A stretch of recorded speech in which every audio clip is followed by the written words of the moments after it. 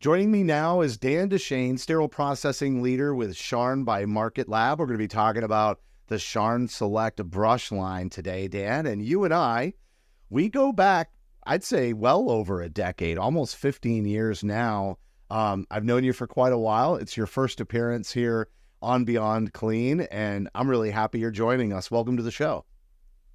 Thank you, Justin. I'm glad I'm actually here. It took a little time to get here as well, but I'm excited. Our company's super excited about, partnering up with you guys and being able to, let me talk for a little bit about something we're pretty passionate about. Well, you literally know me from the very beginning of my vendor days. I obviously worked as a nurse for many years, but when I went to the dark side, as all my nursing colleagues like to say, I worked for a company where you worked, and that was the first time I kind of got out of scrubs, so to speak, and into a suit. And obviously education was a big focus at that time, and it's something that's carried with me as we've created BeyondClean and this platform ever since. But I know you really well. The audience may not. Why don't you take a couple of minutes here and just talk about your years of experience, and specifically related to instrument brushes and sterile processing?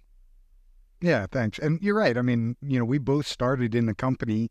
When I started in medical too, I started in Spectrum Surgical, right? And Rick Schultz, who really in a lot of ways revolutionized and, not just brushes, but education for sterile processing. He's been one of the biggest, proponents for doing that. And, I think you and I both got that passion and heard it from him on a daily basis, right? I mean, something we still say, and I think people probably get sick of me saying, is something he said to me when we first started. If it's not clean, it can't be sterile, right?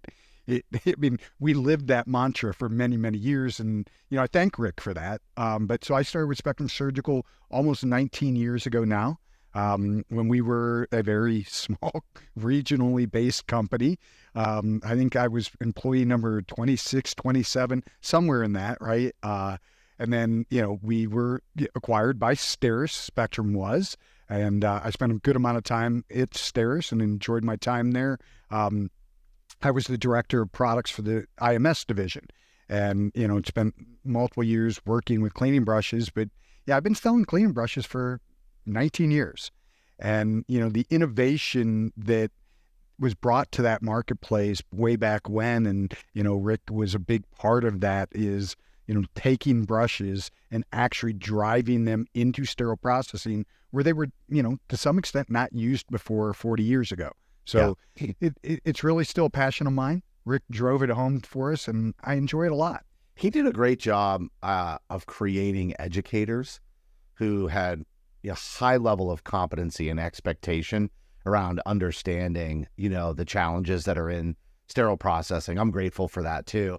You might not remember this, but after my very first week of orientation, I was on my drive home from our offices on my way back to central Pennsylvania, and I met up with you at an account you had in the Pittsburgh area, and you actually showed me a program that you had set up for managing consignment with brush inventory. And so I also want to highlight the fact that you have a lot of experience in providing a good deal of value and support for the customers, and especially as it relates to brushes. Something that I thought you did a really good job of is just having that ownership over the program and providing that customer service, that support, and that value. So I think that, along with education, is so critically important today, because look at staffing issues. It's a challenge for departments out there, and they're looking for more from their vendors. Yeah, I mean, again, the consignment program the concept was great, right? It was hey, we know you need these. And back then, that concept originally started because most people didn't have brushes, or they didn't have enough brushes, right? They didn't know. They were learning how to use their brushes. So the concept behind consignments was originally good, right? But to your point is, we always have to continue innovating, especially in this space. I mean, so yeah, we're spending a lot of time. I spend a lot of my time. How do we make this world of brushes better? Because it's this is a trade, right? We don't often treat, sterile processing techs as tradesmen or tradespeople, right? But it's just like a carpenter or a plumber or somebody else. this is a specific job, a very hard to do job with specific tasks. If you've ever tried to build your own deck and you don't have the right equipment to do it, you struggle. Yeah. And it's the same world in sterile processing. So that's why I think innovating and looking at these best way to put the right brushes in people's hands all the time is really paramount to what we do. Brushes are like the most important tool you can have to effectively clean an instrument. And yet, in a lot of cases, it does kind of go to the wayside, or people aren't necessarily focused on it as much as they're focused on the actual instruments and then getting the right brush. And we're going to dive into all that. But you talked about innovation, and I think this is a great time to bring up Sharn by Market Lab and kind of the background of the company and what you're doing, maybe to set up the conversation around continuing to innovate in all those areas that you just alluded to a moment ago. Yeah, so our line and then Market Lab as a whole, our Sharn brand, by Market Lab, we're really designing it, and Market Labs take a big step with us, right? We were dabbling in the brush business for many years, did some international distribution, but, really they brought me here to do one simple thing. How do we make this better, right? How do we not just stop with, hey, here's the same brush we've been using for years, right? I mean, I think you laughed at me one time. I gave you the whole story about the M16 brush, right? Right. And I was talking to some of our people this week here in our corporate offices about that. And I explained to them, I'm like, you know why that brush had that part number? I'm like, no, we just thought it was a part number. I go, that brush came from the industry of cleaning guns. It was an M16 brush designed for cleaning M16 guns. Our brush space started like that, right? They found brushes that were designed for cleaning other things, and they brought them into our space. Well, today, our world of instrumentation is so complex, we actually have to design brushes and design things and be innovative to make that better for people. Because, ultimately, you can't use a brush, that was only created to clean a gun to clean your surgical instruments. And if that's the only world we live in, we're missing the boat. And you just said it. We got to have the right tools. And because it's vital. Innovation and specialization, without too much complexity that it becomes difficult to manage. I think there is a great deal of opportunity there. I also want to mention, Sharn by Market Lab might be new to our audience, but the company itself is not new to this industry. Can you talk about the years of experience? Yeah. So, I mean, Sharn by Market Lab's been in the business for 30 years. Actually, Sharn started, before Market Lab purchased them, as an international distributor of brushes, actually for Spectrum Surgical, some many years ago. And so we've been in the space. We know it well, but Market Lab has been a market leader in the lab space, Sharn and anesthesia. So we're not new to hospitals. Anybody that's out there, they would, look in their system, they're going to see the Market Lab name, the Sharn name and brand in their system, from Bowman to Cone to all these brands that are part of our family here. There's a lot of us. And so we're not new to the healthcare space or the hospital space, but a lot of people in SPD domestically in the U.S. here wouldn't have heard of us maybe. So, it's been some of our challenges, right? How do we get the word out? Thankfully, we got, good friends and partners like you guys that can help us do a little bit of that work. But, that's our goal, is we offer a different avenue for you than what you might have had traditionally in the past. But we're still a company that has proven success in providing products to people. You also mentioned that team. And so I know that education is a major driver for you. In any capacity, any role that you've had, education just has a great deal of emphasis. And I think we're aligned really well between the BeyondClean and the Sharn by Market Lab, companies that way, in terms of, how we view the way that we can support this industry and continuous education and innovation, obviously. But how much experience do you have on your team specifically in sterile processing? You just mentioned, all these other areas, but I know you're really building up a strong team there specifically to support the brush program. Yeah. So today, my team in itself that actually is driven to driving this. Obviously, we have many people in our company that help, sell and do all that stuff. But my team that drives the education, the innovation, all of that, we have over 100 years experience, in the clean and brush space, right?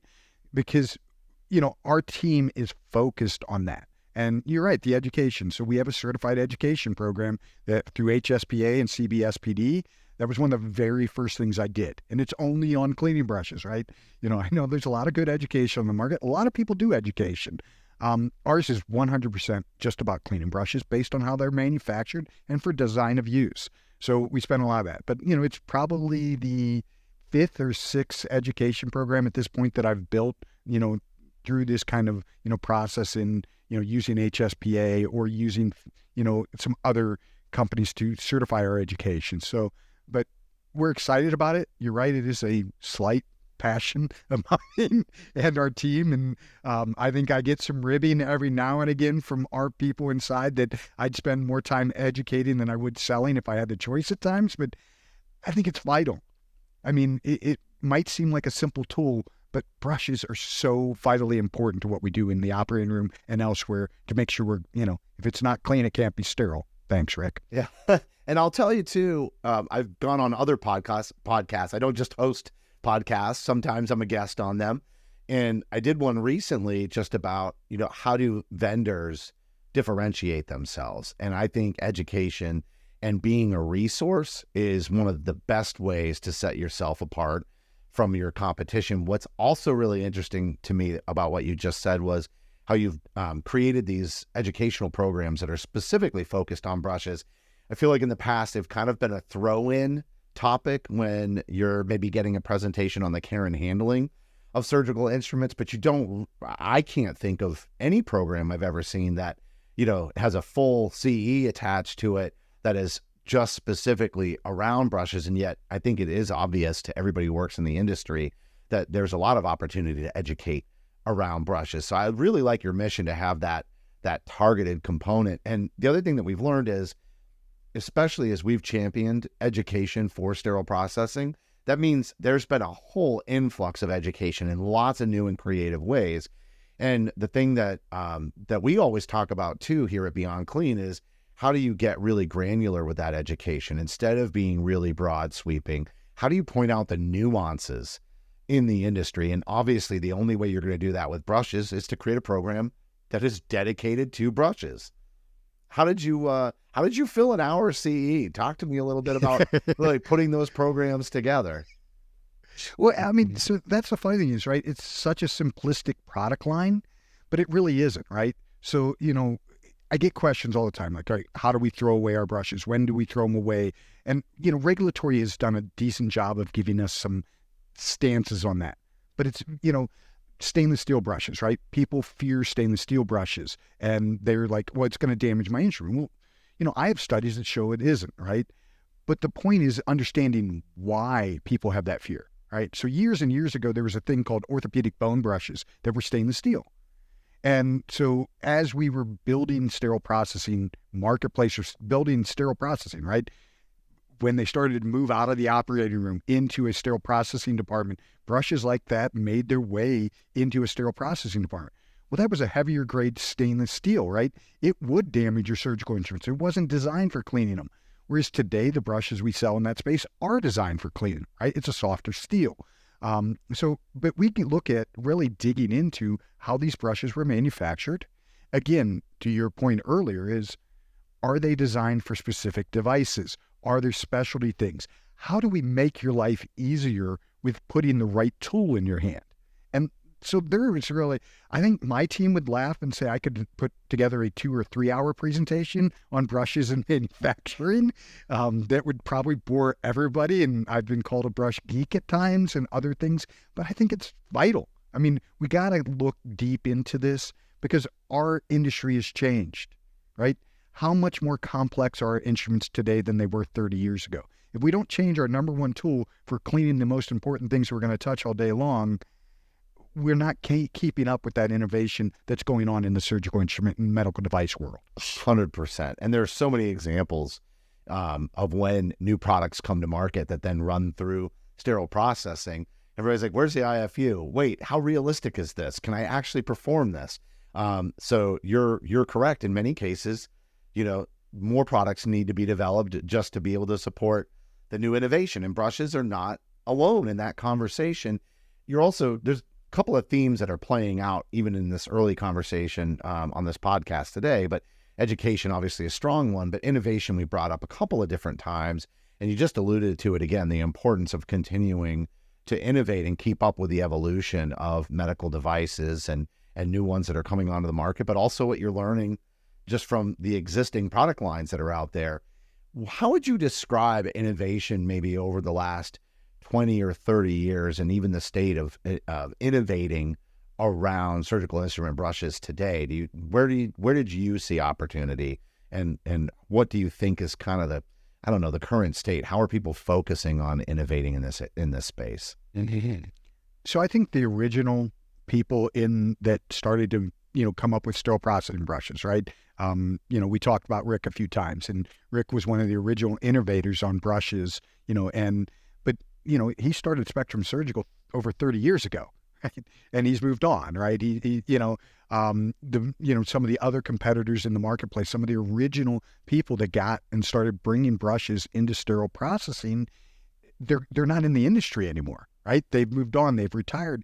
And so what I think what happened was, and I understand why, right? If you look at a brush, I mean, I have this conversation with many people, I talk to my friends and family and they say, you sell brushes? And I'm like, yes, cleaning brushes. And they're like, wow, that is really cool. I thought you were better at medical, thinking that. I'm like, well, this is an important space, but a lot of our people don't understand how important they are, right? So what I think has happened over the years is that innovation stopped.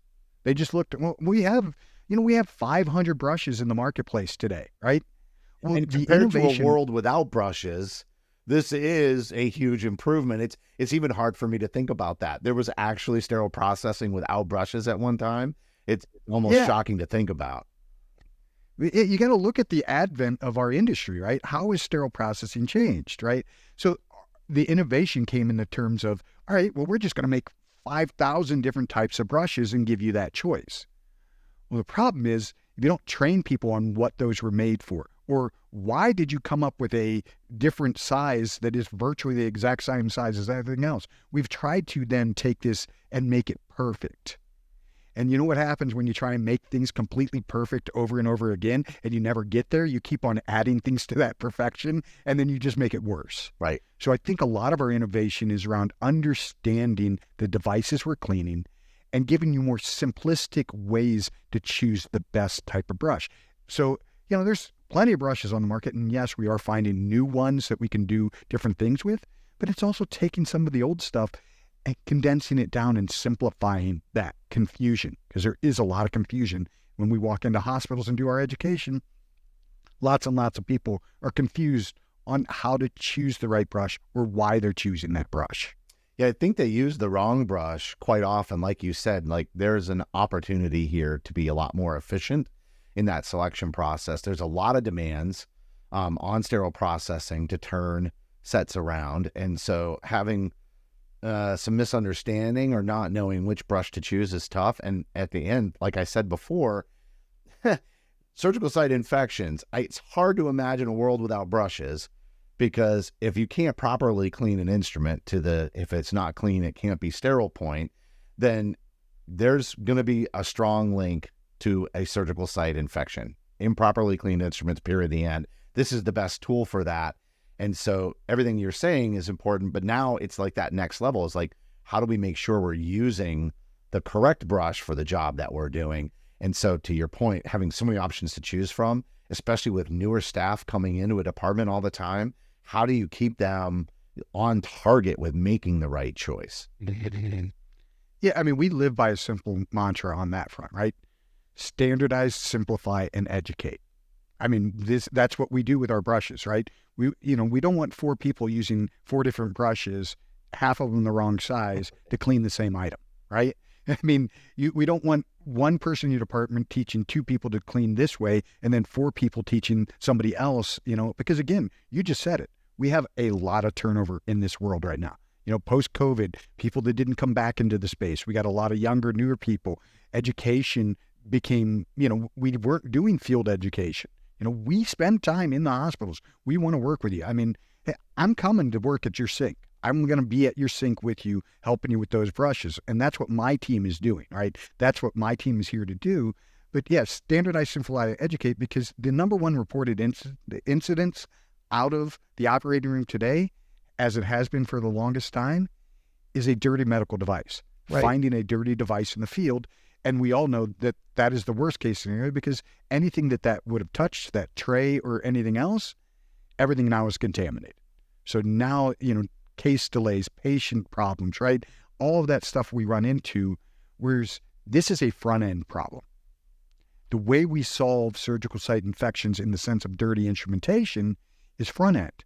We clean them better. We give you better tools to do that, because it's a super job working that sink. It's not easy. Yeah, we all know decon is not most people's favorite area to be, right? Let's be honest on that one. Like, there are some out there, and Hank always reminds us there are definitely some people who just would spend the whole day in decon and it goes by really fast.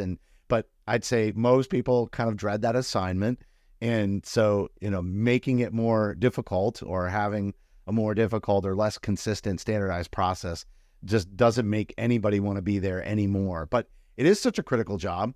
It's the most proactive thing you can do to prevent surgical site infections. And you talked about like the service piece. Like, we've emphasized standardization and education, but I feel like this is something that is part of how you're innovating how you service the industry in this regard. So you educate as part of that service. So what does that look like? Like, are you going on site to provide a service? Like, it's a product. So, if you're not actually delivering, like we obviously had experience of repair, right? So somebody has to come on site and do repair, but somebody doesn't have to come on site for a sterile processing team to use a brush. So how have you innovated service?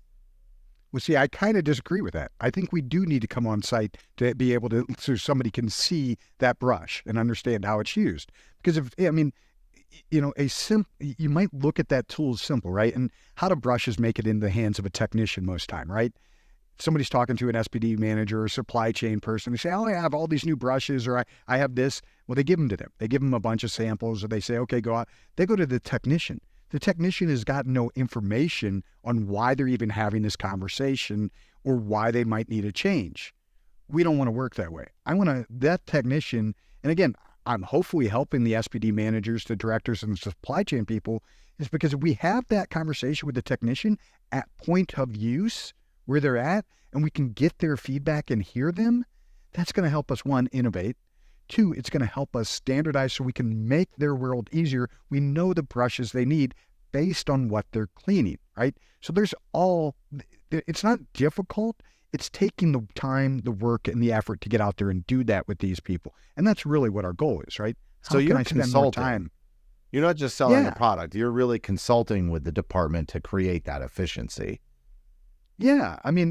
Hey, there's cost components to everything, right? And we all live in the real world, right? This would be great if I'm charging for all of this, right? If I'm the most expensive brush on the market, but I'm telling you, I'm doing all this, stuff. But no, this is in our normal process. We're not overcharging people. We're not charging more for this. This is what we see as our sales process, right?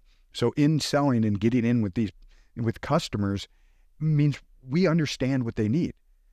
How are you going to stay and keep on buying from me for years on end? It's because I'm providing you that service level that you need to help. Because it's funny, we were just in meetings this week, and I was talking with some of our sales folks, and I said, listen, everything you do, every time you walk in the door, this is a patient safety thing we're talking about. It's a family member. It's somebody else on that table that you know.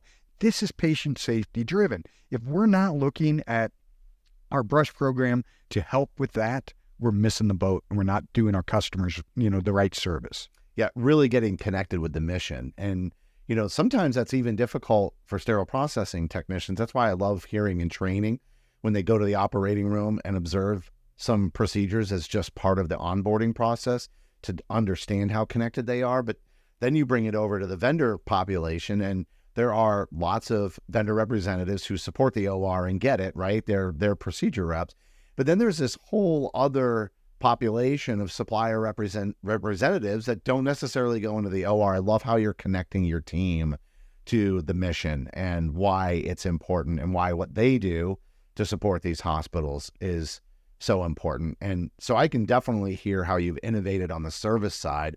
What are some actual innovations related to the brushes themselves that you've been working on? Yeah. So, I mean, it's funny. When we first started this project, we started really digging into this. I went out to a UPMC facility, right? And, they were having an issue with getting, burn on tissue on some robotics and laparoscopic, and they were struggling with that. And the brushes on the marketplace just weren't doing the job for what they wanted. And I got it. I mean, I understand. I mean, we talk about stainless steel. Well, stainless steel is a great tool used correctly, but it should never be used on coated or insulated items, right? It can do damage. We can arcing and thermal burning if you put a pinhole in a lap instrument, right? We know these issues, and we can train to these too. Hey, this is why you don't use this brush in this scenario. But they came to me and they said, "Hey, we need a solution." Well, we sat down. It wasn't overly complicated, but we came up with the right brush for doing those jobs. And it's actually fastly become our number one selling brush because it targets those problem areas on instruments, and we can go after that. And that's, so again, kind of going back, is we're looking at the instruments today, right? When I started in this industry, we didn't really have take apart lap instruments. They were just starting to introduce them, right? So 75% of all of the devices somebody sterile processing is going to pick up today is either cannulated or complex, right? We didn't have take apart lap instruments. The length of a brush, was different back then because you didn't have, on average lap instruments, 33 centimeters long, right? So is that brush exiting out completely? So we dig into the way they were manufactured, why they were manufactured, but then, yes, we can devise brushes that just work better for you. But again, if I'm not in the field talking to these people or understanding and hearing their problems, I can't solve that one. Yeah. What about color-coded wire cannula brushes? What can you tell me about that? Because that's a key feature you were talking to me about the other day. Yeah. So again, this goes back to the Spectrum days. Rich Schultz really looked at this, and it was originally for identification, right? And we're not too far off of that now. But, the design was, hey, this is a 5mm brush. Here's, the red bead that goes with the black bead, that goes with that. And it's on the ring handle. And the funny thing is, I always love people going, "Oh, they made that ring handle so they could put a bead on it." That's not actually why a ring handle was made. You take a long piece of wire, you fold it over, you twist it. You got to have an open end because you can't just twist it closed. It's actually in the natural process of making wire twisted, but it does put a nice little place for a bead to go on there, right? But what we find today is, again, getting into that standardization, we can use these color code beads to help customers understand the best brushes for the device they're cleaning. So you can really then say, okay, I need a red bead for this, a green bead for that, and we can help chart that out. And we'll help you get to that point where, again, you have a lot of new people walking into the department. How do we train them properly? How do we get the entire staff doing that same process? Well, if we color code systems and make it easier for their selection, standardize, simplify, educate. It all flows together. And our products have to mirror that mindset. I feel like the simplify piece comes back to the way that you're consulting with the departments, right? Because it's not one brush fits all, just like, one brush package doesn't fit every customer. You're actually understanding, I believe, if I'm understanding you correctly, you're getting an understanding of the inventory and then saying, here's what you need to purchase to be able to not purchase everything for, every possible bead size that may or may not be applicable, but actually saying this is what you actually need to be able to do the job based on your unique inventory versus any other customer across the country. And am I correct about that? Oh, yeah. No, you're right. I mean, and again, we learned this in the repair business a long time ago, right? No two customers are alike, right? We all have a lot of the exact same instruments. Your facilities are different. Your flow is different. Your surgical caseload is different. Even the space, right? So we need the tools of the department, like the equipment that you have. Absolutely. Yeah. So we need to understand all of that to give you a good program, right? It's not buying brushes out of a catalog. It's a program. And you got to do that because we have so many new people in this space that need that help. And, that's what all of it is. It's a program. It's designed to make this easier and better for selection, and using tools like color coding systems to do that. So I know you have plans to continue innovating. So I would just say everybody should be following Sharn by Market Lab to get updates on new innovation. So that's a little bit of a teaser. Just be paying attention out there, everybody. And but also there's also just the ergonomics, right? This is like back.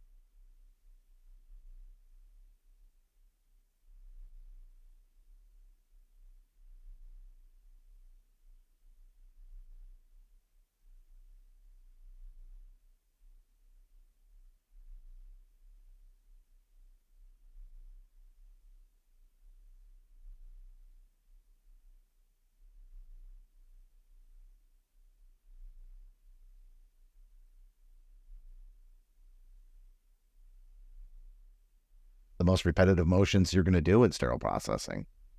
And it's a hard job, right? Where do you clean? Where do you clean with your brushes? Underwater, right? It's not above water. You're bent over a heavy sink, right? One of the things we do in our education, or when we start talking with, people is, I'll sit in a room with 100 people and say, hey, everybody wave to me. Put your hands up and wave at me, right? Good morning, right? And have them waving. And I tell them, all right, now keep your hand up. Now look to the person to your right or left, right? Are your hands the same? No. When I started in this industry, we had less people in this space, right? Sterile processing has expanded exponentially every year. More people in, more diversity of people coming in. We all have different size hands. If I give you one tiny little brush and tell you to go out and, hopefully you're not having to scrub down a book water retractor system, hoping they're wiping it down before it makes it to you. But I give you this little brush and ask you to clean a really large device and you got a really big hand, 30 minutes under that water, you're cussing at me, right? You're yelling at me, because your hand hurts. And so we all know in any walk of life or in anything you're doing, if you have a right tool, and you're moving quickly through it, it makes you do a better job, right? We speed up. Efficiency is a big thing in this. But having the right tools and what fits your hand versus what fits the device you're cleaning, and that's where we live in the world of ergonomics when it comes down to what we're cleaning. That external cleaning, we need what fits in your hand, or we got to look at that device as that's a really big device. I need a bigger brush, right? But if they don't have that tool at their workstation, that sink, it's not going to do them any good. They're going to grab whatever they have because they're too busy to go run around, grab things. So there's a lot of that workstation setup and all that. It comes in to filling in things like ergonomics for what you're cleaning. Yeah, and if you do have that decon rock star, the last thing you want to do is have them suffer an injury, and then all of a sudden it's just that much more demand on the rest of the team, to carry the load in decon. So, all right, yeah, I know go ahead. Okay. Now, I was going to say, we were just at a hospital out in California, and we were observing and helping out what was going on. Those rock stars, right? The guy pulled off his PPE and everything else, sweating head to toe, and we know these people that do this, right? But there's in our space, there's those people, right? He said that was the third pair of scrubs that he sweated through that day because they had such a heavy caseload. But I don't think we appreciate those people enough. They don't see... You don't know how those people hard they work in decontam until you go spend that time. And there's so many of those decontam heroes out there. We need to recognize them more often. Yeah, and we definitely don't want them getting hurt. That's for sure. No, absolutely not. So I want you to just give me, I know we're getting close to the end here, but I would love to just hear an example of maybe some specific recommendations that you've made, maybe at a customer assessment, and then you're going through that specifically around specialty brushes, because I think that's where a lot of the confusion does come, right? It's not the standard brushes and the use. Once you've had some time in SPD, you get a pretty good grip on that. But the mix of specialty brushes, which ones to use when, maybe you can tell us a kind of a story about that. Yeah. So, I've been in many departments, right? And we have this crazy brush that's been around for a very long time called an acetabular reamer brush. It's not new. But we walk in with it and people go, wow, that's a weird looking brush. What is that used for? I'm like, well, it's not a new one, but if you've ever tried to clean an acetabular reamer, and we teach, it's really simple, right? Round brushes clean round areas, flat brushes clean flat areas. It's not rocket science. But if you don't have a proper brush, right? So the acetabular reamer brush is a great one. And when we give it to people, we start trialing it and they start using it. it's eye-opening, right?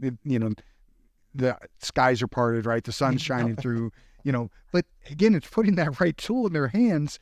They've been struggling with this forever, right? Getting a good brush for cleaning Da Vinci cannulas. They're very difficult. Some of that stuff where it gets in. We talked about, the robotics brush, right? For cleaning robotic and laparoscopic jaws. What we found is that brush tend to migrate over into a million other things, and it's one of our most affordable brushes on the marketplace today. But it's a multi-use brush. So what we find is a lot of these specialty ones that can change that dynamic of how hard they're working to clean something just with an easier tool that is designed to help them with that specific task. And we do a lot of that. I mean, I talk a lot about stainless steel and other things, but there are good brushes out there that aren't stainless steel. And the better thing is we don't have it. Let's talk about it. I love creating new brushes. It's fun, right? I mean, it's fun to solve that problem. And if I don't know what it is, and there are things obviously that I don't know how to clean as well as other people, if you can show me what you're doing, I might be able to come up with an idea on how you can better clean and, find that brush or make the brush. Yeah, you're really committed to innovation and efficiency, as well as the education that has to accompany that to really leverage the innovation. But I love that. And I would just point everybody in your direction. Like maybe they're listening to this right now and they've got some ideas. Oh, I've always said, I wish we had a brush that was like this, or, I used to work in this other industry and we had to clean something and we used a brush like this. I think this would really work, in a similar design, but specific for healthcare. So I'm going to send them your direction.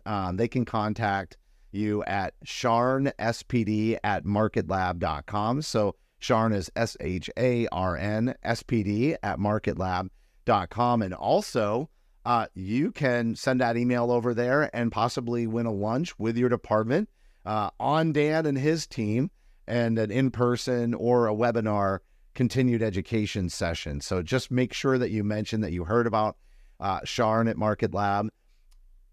Make sure that you mention that you heard about Sharn by Market Lab here on the BeyondClean podcast when you send that email over to connect with Dan and his team. And Dan, honestly, really engaging interview today. I've seen you at work, so I know how committed you are to education and service. I'm not surprised to hear that story about everybody around you knowing that you would educate for a living, because I know how passionate you are about all that.